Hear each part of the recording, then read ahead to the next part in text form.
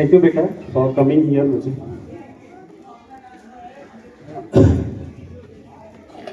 सबसे पहले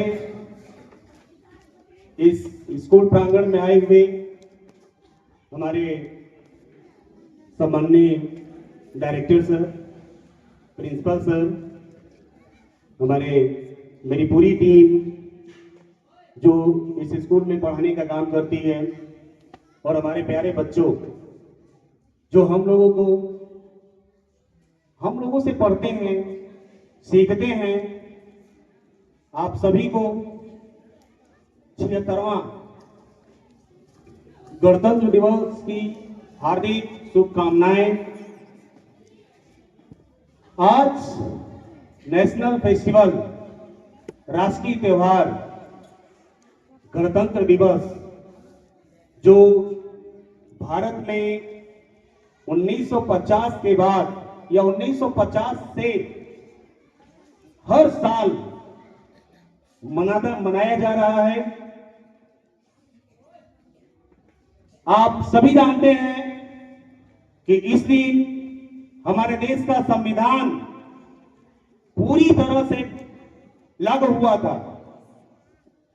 जबकि भारतीय संविधान की बात किया जाए तो 2 साल 11 महीना और 18 दिन में 26 नवंबर 1949 को ही बन करके तैयार हो गया था।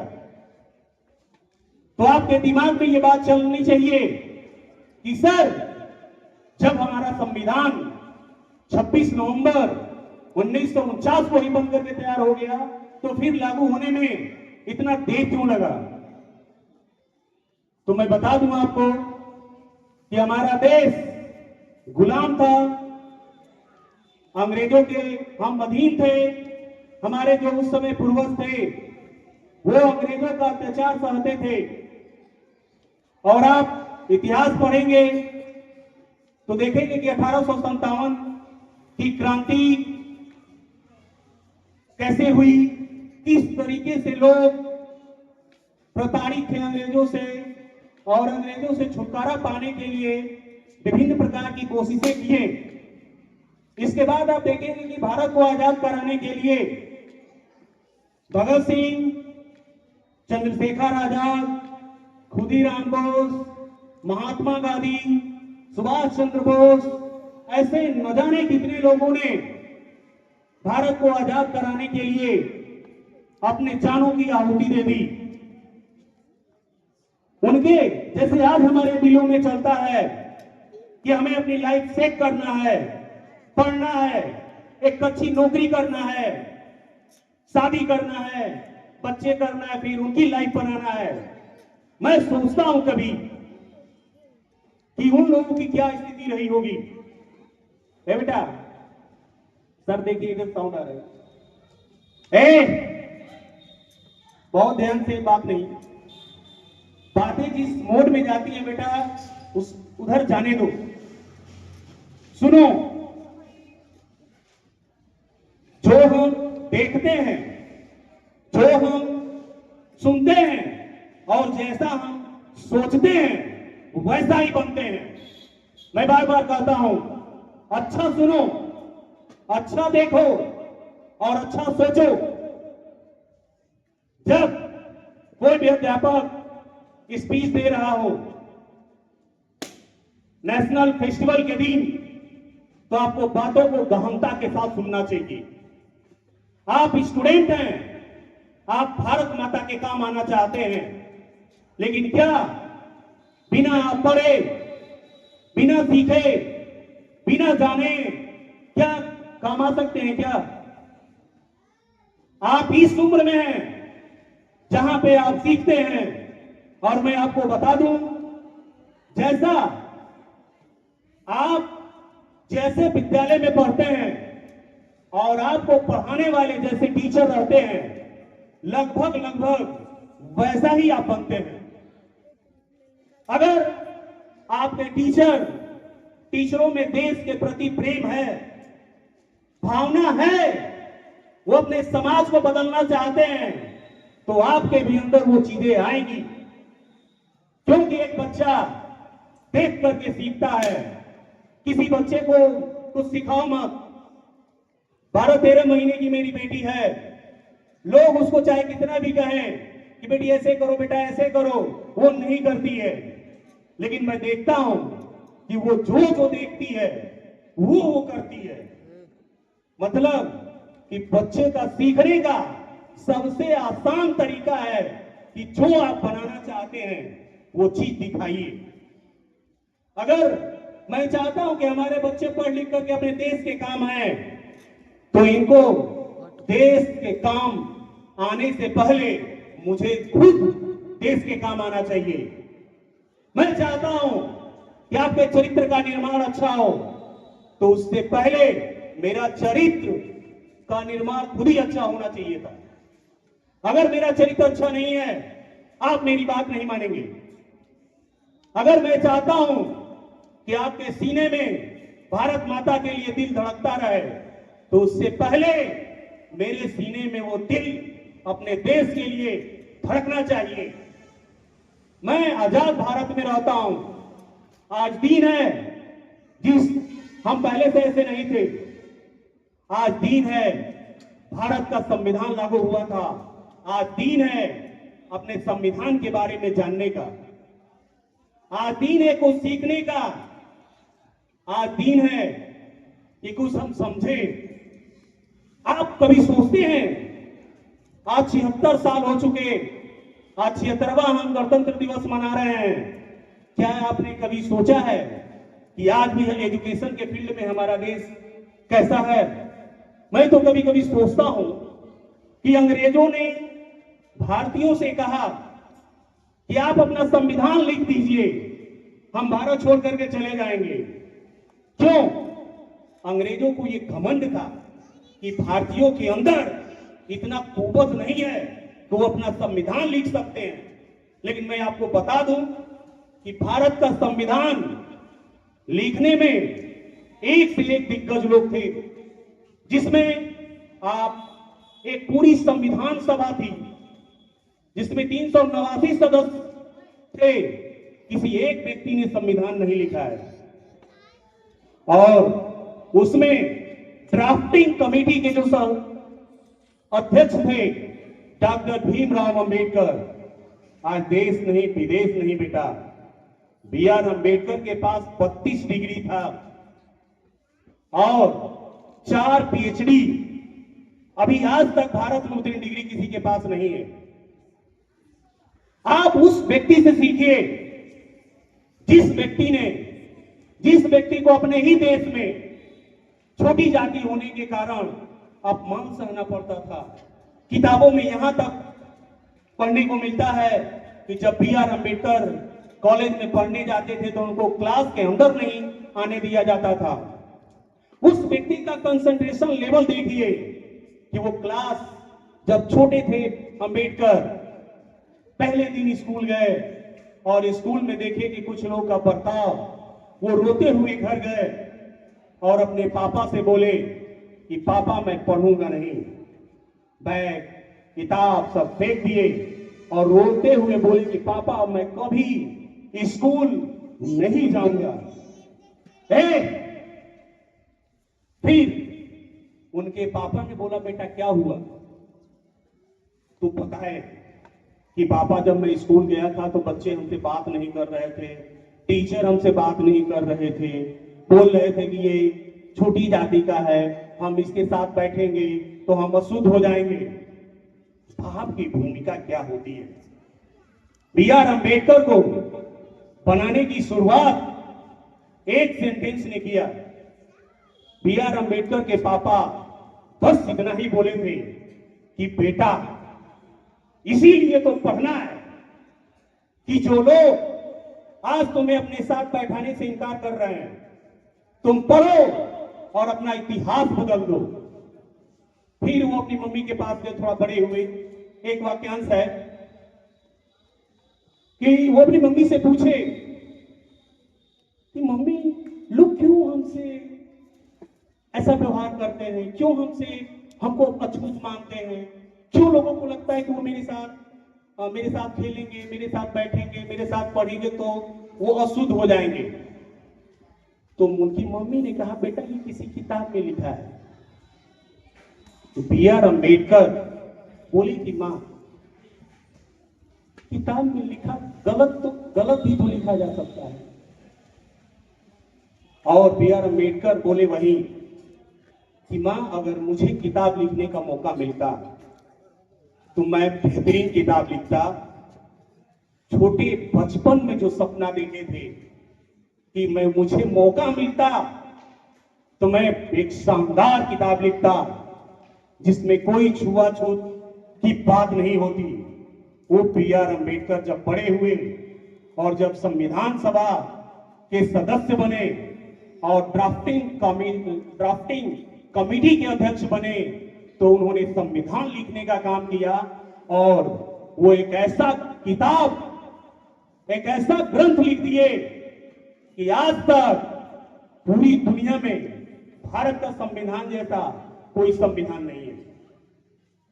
उसमें कोई छोटा नहीं है, कोई बड़ा नहीं है। आप जब फंडामेंटल राइट्स पढ़ते हैं, भारत के संविधान में पहला ही शुरू होता है समानता का अधिकार। समानता का अधिकार, हम सभी भारत के नागरिकों को समानता का अधिकार मिला है। समानता का अधिकार का मतलब हम सभी एक समान हैं, कोई छोटा कोई बड़ा नहीं है। बात समझ में आया?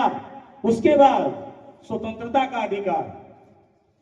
हालांकि मैं जब स्पीच देता हूं तो इन सब चीजों से बचता हूं, बच्चों को अच्छा नहीं लगता है। तो स्वतंत्रता का अधिकार, आज आपको घूमने का, सभा करने का, आजीविका यापन करने का सारे अधिकार आपको मिले हुए हैं। शोषण के विरुद्ध अधिकार, आपको बच्चों को जो है कि अधिकार है राइट टू एजुकेशन का। 14 साल से कम बच्चे को कोई भी व्यक्ति जोखिम भरा काम नहीं करा सकता है, फैक्ट्री में चाहे यहां चाहे वहां। इसके बाद धार्मिक स्वतंत्रता की भी आजादी है। आप अपनी स्वेच्छा से किसी भी धर्म को अपना सकते हैं, उसका अनुसरण कर सकते हैं, उसका प्रचार कर सकते हैं।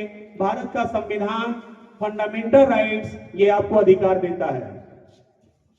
अल्पसंख्यकों के लिए भी अधिकार है कि वो भी अपना शिक्षा का प्रसार कर सकते हैं, अपने धर्म का प्रसार कर सकते हैं।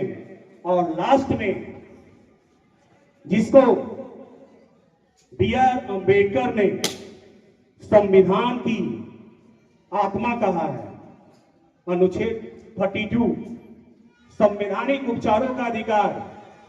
जब इस अधिकार को आप पढ़ते हैं तो ऐसा कहा जाता है कि ये एक अधिकार अगर न हो तो आपके सारे अधिकार धरे के धरे रह जाएंगे।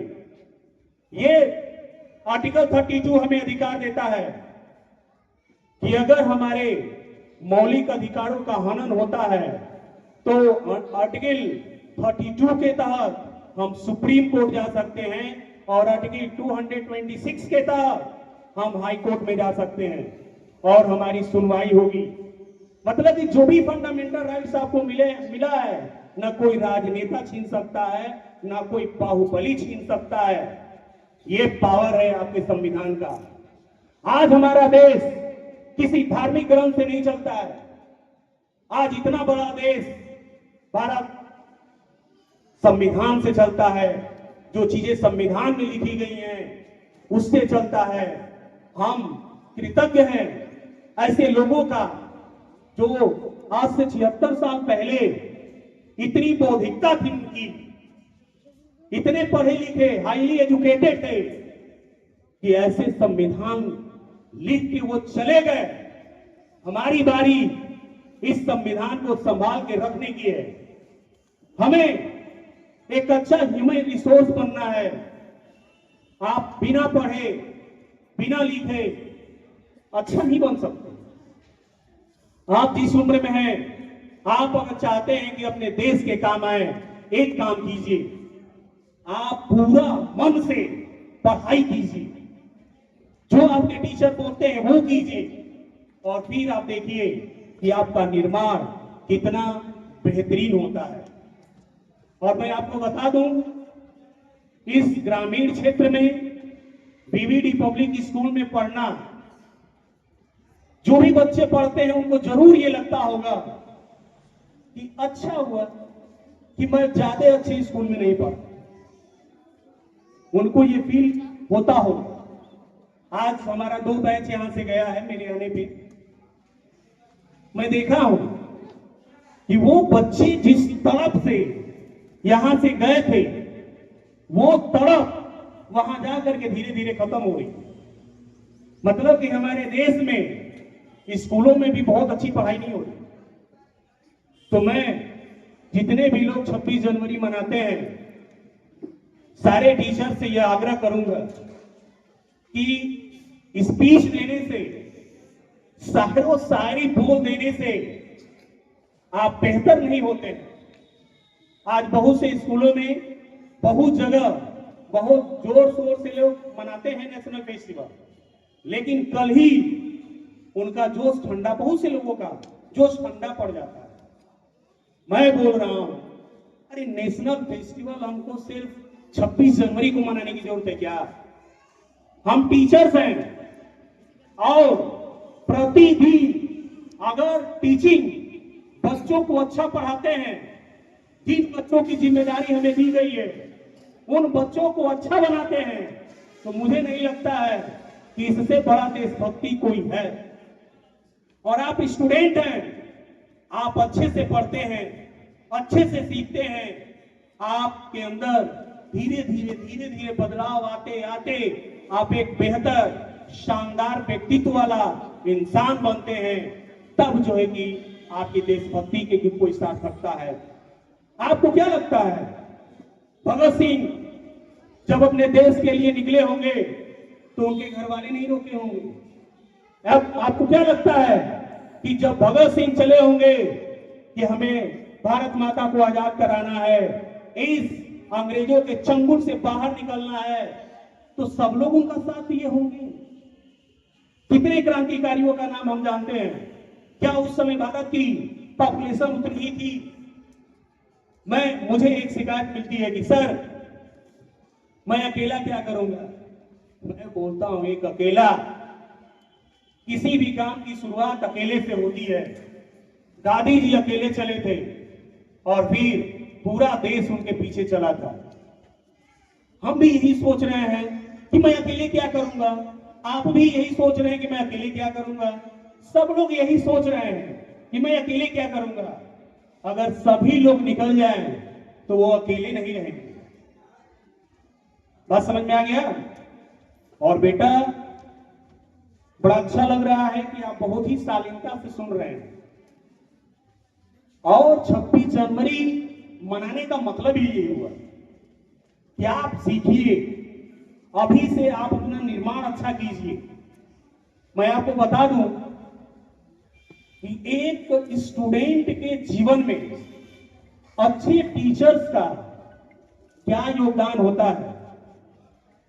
बेटा, लास्ट ही है, मैं भी ऐसे नहीं था। ग्रेजुएशन में जब गया मैं, और मैं उस कॉलेज में पढ़ता था, एक मिडिल क्लास से भी मिडिल क्लास, मतलब कि मिडिल क्लास कहने में थोड़ा अजीबे लग रहा है, मिडिल क्लास से नीचे मेरी स्थिति बहुत अच्छी नहीं थी। मैं तो ये सोचता भी नहीं था, मुझे पता भी नहीं था कि देशभक्ति क्या होता है, संविधान, ये सब चीजें बहुत नॉर्मल थी। आज से 10 साल पहले स्कूलों में भी बहुत, आज जैसे हम लोग मना रहे हैं वैसे नहीं मनाया जाता था। लेकिन एक टीचर आए हमारे जीवन में। मैं उस विद्यालय में पढ़ा जहां कॉलेज में क्लास करने वाला अकेला लड़का होता था, और उन्होंने मुझे संज्ञान दिया कि बेटा, तुम मेहनत के दम पे कुछ भी कर सकते हो। तो मैं बोला, सर कुछ भी का मतलब? तो बोले कि तुम क्या कर रहे हो? बेटा, ग्रेजुएशन। तो जो आज मैं आपको चीजें बता रहा हूं, जितनी समझ आज हमारे 8 वाले बच्चों के पास है, वो समझ मुझे ग्रेजुएशन में आकर के हुआ। हमारे जब प्रोफेसर बोले कि विमलेश, अगर तुम इतना जद्दोजहद पढ़ने के लिए कर सकते हो तो बड़ा सोचो। फिर मैं बोला कि सर बड़ा क्या, हमारे यहाँ तो बच्चे दौड़ते हैं, मैं दौड़ता नहीं हूँ, तबीयत खराब है, पुलिस कांस्टेबल में ही जाते हैं। तो उन्होंने पहली दफा बताया था कि तुम बीए कर रहे हो, अपने को साबित करने का भी तुम्हारे पास एक अवसर है। तुम डॉक्टर नहीं बन सकते, तुम इंजीनियर नहीं बन सकते, एक मौका है, तुम पढ़ करके प्रोफेसर बन सकते हो, तुम पढ़ करके आईएएस बन सकते हो, पीसीएस स्टेट पीसीएस होता है उसको कर सकते हो। और सबसे मैं एग्जाम बहुत मन से नहीं देता हूं, कोई भी, मेरे घर वाले बहुत दुखी रहते हैं कि तुमसे कमजोर लड़के सब नौकरी में हैं, तुम ऐसे हो। तो बेटा आप जितना जल्दी समझ करके पढ़ाई करेंगे उतना शानदार रहेगा। चलते चलते मैं इतना ही कहूंगा कि तिरंगे से पहचान है हमारी, तिरंगा जान है हमारी, और बिन तिरंगे के ये जिंदगी शमशान है हमारी। तो आप सभी लोग इस तिरंगे को हमेशा ऐसे ही लहराते रहें, फहराते रहें और अपने जीवन में एक अच्छा मुकाम पाए, देश के काम आए। और देश के काम आने के लिए बहुत से लोगों को लगता है कि उनको फोर्स ज्वाइन करना पड़ेगा, तो नौकरी में रहना पड़ेगा, तो ये करना पड़ेगा। गलत। देश के काम आने के लिए हर वो व्यक्ति देश के काम आ रहा है। हमारे देश में किसान अन्न उगाते हैं, वो भी देश के काम आते हैं। जितने भी लोग काम कर रहे हैं वो सभी लोग देश के काम आते हैं। और आप अच्छा पढ़ करके, अच्छा भारत का नागरिक बन करके भी आप भारत के काम आ सकते हैं। और अध्यापकों से मैं जरूर इतना कहना चाहूंगा कि ये जुनून सिर्फ 26 जनवरी और 15 अगस्त के दिन नहीं होना चाहिए। हम अध्यापक राष्ट्र के निर्माता हैं। जिस देश के अध्यापक जैसे होते हैं उस देश के नागरिक भी वैसे ही होते हैं। तो मैं आप सबसे आग्रह करूंगा कि इसी जोश और जुनून के साथ हमें पूरे जीवन जीना है। जय हिंद, जय भारत।